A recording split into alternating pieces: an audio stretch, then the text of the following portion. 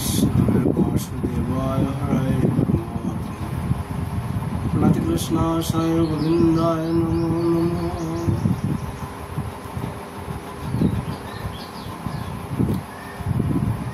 आज আমরা শ্রীমদ্ ভাগবতের দশম স্কন্ধ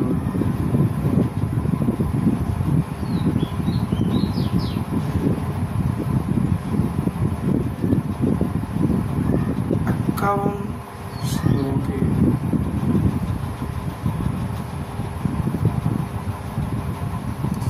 আলোচনা করি।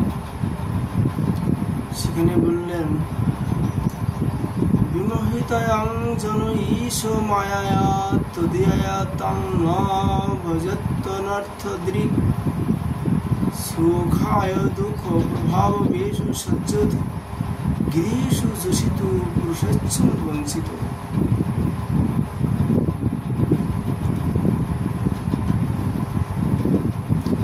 ভক্ত ভগবানের নিকট প্রার্থনা করছে,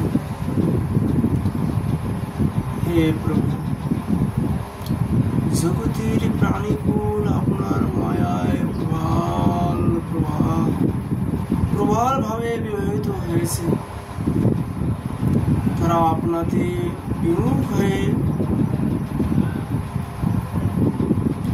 অনার্থে জড়িয়ে থাকে আর আপনার সাধন ভজনে বিরত থাকে।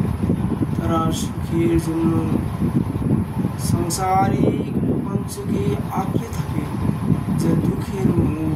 এইভাবে নারী পুরুষ নির্বিশেষে সকলেই বঞ্চনায় শিকার হয়ে যায়। হে অনুপ্রভু, এই ভূমি অতি পবিত্র কর্মভূমি, আর তাতে মানব জন্ম লাভ করা অতি দুর্লভ। মানব জীবন এতই শ্যাম সম্পন্ন যে তাতে সাধন ভজন করবার অসুবিধা আদৌ নেই।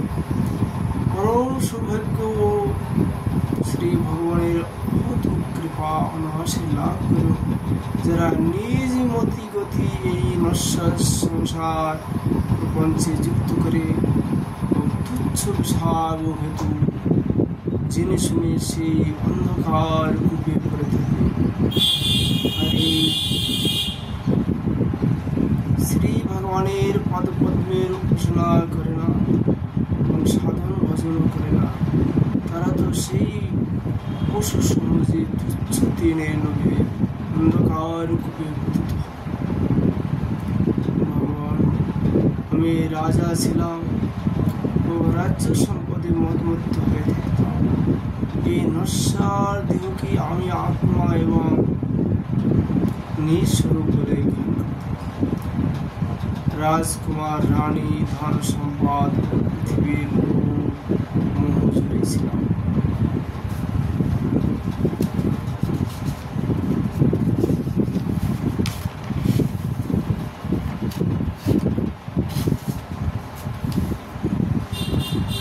দিবারাত্র চিন্তা সেই সকল বস্তু আমার ধ্যান জ্ঞান হয়েছিল। এইভাবে জীবনের অমূল্য সময় আমি হেলায় হারিয়েছি। তা নিষ্ফল হওয়ার জন্য দায়ী আমি ছিলাম।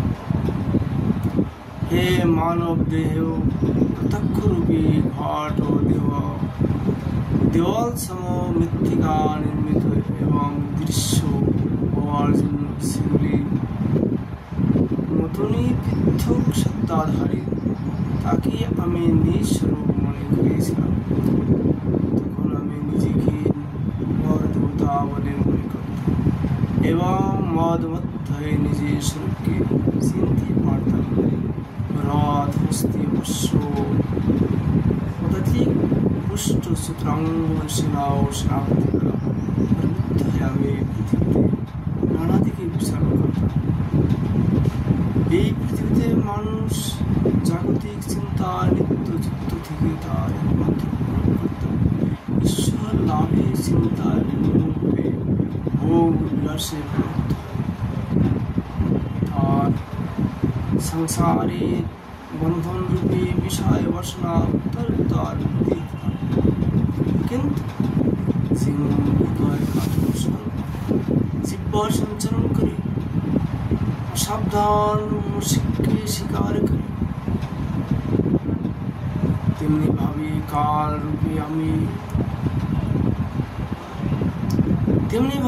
কাল রূপে আপনি সর্বদা সতর্ক থেকে সেই বিনোদনমত্ত প্রাণের উপর হঠাৎ ঝাঁপিয়ে পড়ে তার ইহুলিরা ইতি সম্পর্ক পূর্বে যে সুবর্ণ নির্মিত রথে অথবা গজবৃষ্টি আরোহণ করে বিচারণ করত নর দেবতা রূপে সম্মানিত হতো সেই মানবদেহ আপনার আবদ্ধকারীর গ্রাসে পড়ে বর্জনীয় পদার্থ হয়ে পক্ষী দ্বারা উপকৃত হয়ে বিষ্ঠা ভূমিতে পতিত হলে কৃমির খাদ্য অথবা দগ্ধ হলে স্থিতিকায় ভাষণ পরিণত হয়।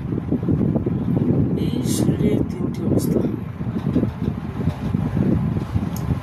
এই জীবাত্মা যখন শরীর থেকে চলে যায় তখন এই শরীরের তিনটি অবস্থায় যদি তাকে জ্বালাই দেওয়া হয় তো ছাই হয়ে যায়, যদি একে মিট্টিতে গিরে দেওয়া যায়, মিট্টিতে যদি এতে সমাধি দিয়ে যায় তাহলে কিরা মাকড়ায় খেয়ে যায়। যদি একে ফেলে দেওয়া হয় জঙ্গলে তাহলে জানোয়ারে অন্যান্য শিকার কুকুরে খেয়ে ফেলে বিষ্ঠা করে দেবে।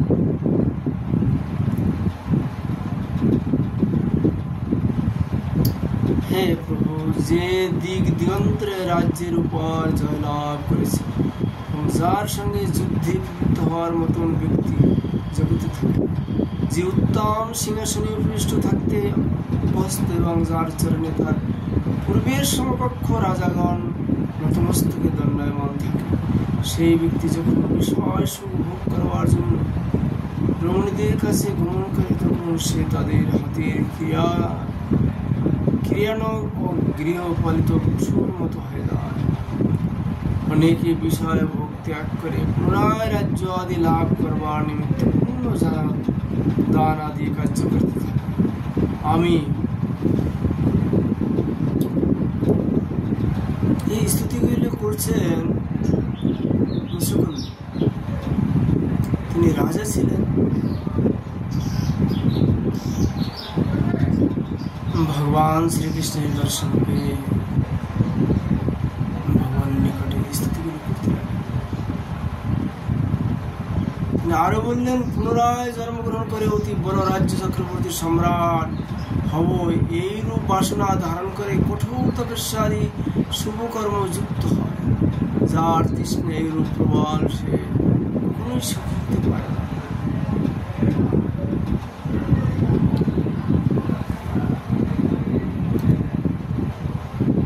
ভবাপবর্গ ভ্রমত যদা ভবেন জনস্য তচ্ছুতং সৎসমাগম সৎসঙ্গমোজনি উদৈব সদগত পরাবরেশে তৈ জয়তি মতি।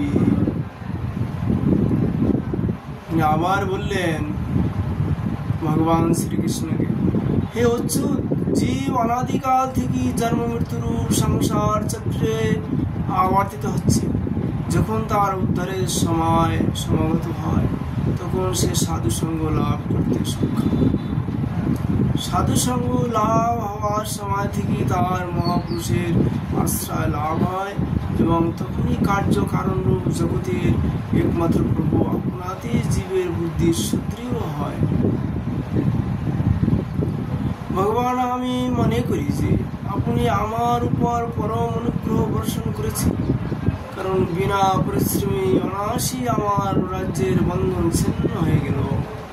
সাধু স্বভাবের চক্রবর্তী সম্রাট যখন নিজ রাজ্য ত্যাগ করে একান্তে সাধন ভোজন করবার নিমিত্ত বন গমন করতে উদ্যত হয় তখন সে তার মমতার বন্ধন থেকে মুক্তি লাভ হেতু আপনার কাছে প্রেম প্রীতি সহকারে প্রার্থনা নিবেদন করে থাকে।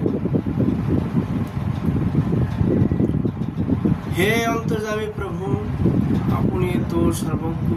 আমি আপনার সেবাদ পদ্ম সেবা ছাড়া অন্য কোনো বর কামনা করি না, কারণ যাদের কাছে সংগ্রহ প্রগ্রহ নেই অথবা যে তার অভিমান থেকে মুক্ত, সেও কেবল তাই প্রার্থনা করে থাকে। ভগবান, আপনি বলুন, মোক্ষ ধাম আপনার আরাধনা না করে সে কি নিজের বন্ধনের হেতু সাংসারিক বিষয় ভোগ যাচনা করবে? অতএব হে প্রভু, আমি সতগুণ রজগুণ ও তমগুণ যুক্ত সমস্ত কামনা ত্যাগ করে সম্পূর্ণ মায়ার সম্বন্ধ রহিত গুণতীত এক অদ্বিতীয় চিৎ স্বরূপ পরম পুরুষ আপনারই শরণাগত হলাম। ভগবান, অনাদিকাল থেকে কৃতকর্ম ফল ভোগ করতে করতে আমি অতি সন্তপ্ত হয়ে পড়েছি। দুঃখ আমাকে নিত্য তারা করে বেড়াচ্ছে। আমার ছয় সুখ শান্ত তাদের বিষয় তৃষ্ণা উত্তর উত্তর বেড়ে যাচ্ছিল। এক মুহূর্তের জন্য আমি শান্তি পাইনি। হে আশ্রয়দাতা, এখন আমি সেই শিবাদ পদ্মের শরণাগত, যাতে ভয় মৃত্যু শোক স্পর্শ করে না। এই সমগ্র জগতের প্রভু হে পরমাত্মা, আপনি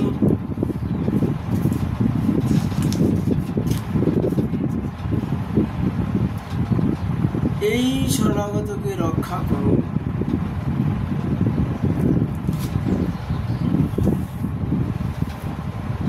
এইভাবে প্রতিদিন ভগবানের নিকট ভক্ত প্রার্থনা করলে ভগবান তার অহৈতুকী কৃপা সেই ভক্তের উপর বর্ষণ করে থাকে। অবশ্যই প্রতিদিন এইভাবে সকলে